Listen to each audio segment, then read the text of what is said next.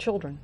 Now, you helped put together the homeless education program in the Chicago public school system. Could you elaborate about that program and how, children that are homeless can take advantage of that program?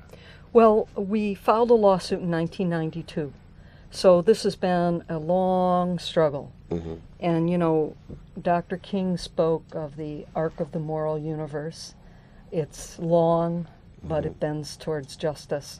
So when you work in this area, you try to keep that long view, that things don't just happen quickly.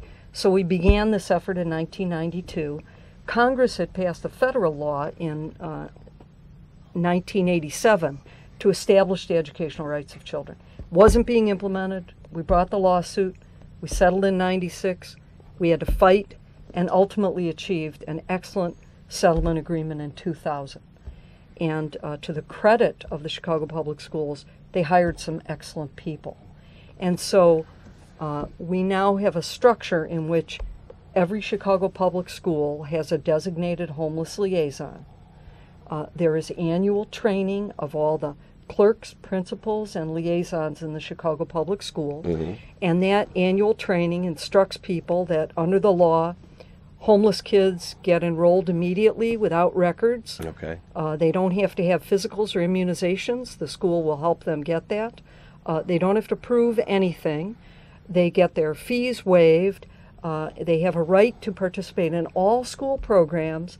And I think very importantly, they have the right to remain in the school for as long as they're homeless and until the end of the year in which they become housed. Okay. And to receive transportation to enable them to stay. So we hopefully, at least for many of the kids, are stopping that process of moving from school to school to school. So we've learned that when there's a lot of chaos in kids' lives and a lot of pain, they do much better when they can stay connected to friends, teachers they know, or familiar school environment. Mm-hmm.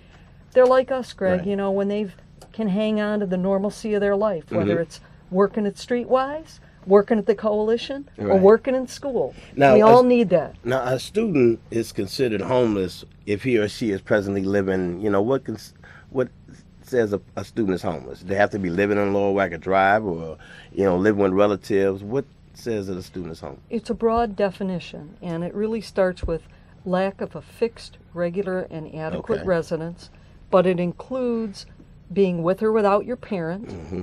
being doubled up in the housing of others because you can't afford your own housing, being on the street, living in a car, living in a place unfit for human habitation, being in a shelter, including transitional shelters, being in an institution in certain situations, and basically in other situations that are public places or places where human beings do not normally have a sleeping abode. So if a child is homeless and they're probably ashamed of the fact and don't really want to admit it to anyone, but don't really know the rights that they have and and how they can take advantage of the programs, how can they enroll into that program and make people aware of it? What is the enrollment process? Well, there are several ways. One way is to walk into the nearest Chicago public school Okay. and talk to someone, and you could specifically ask for the homeless liaison, but anybody at the front desk ought to be able to help you. The other way to do it, of course, you can call our program, and we're very good at connecting kids with the right school, the right program, the right liaison, because it's a very big system. It's a very big city, and there are 660 public schools. But you can call the Chicago Public Schools directly in what's called the STLS program, which is Students Living in Temporary Living Situations. And that phone number is 773-553-2242. So you can walk into a school, you could call us, 800-940-1119.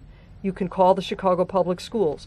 And actually, these rules generally apply throughout the entire state and Okay. throughout most of the United States. All states that choose to participate with McKinney-Vento funding have the same rights as we have here.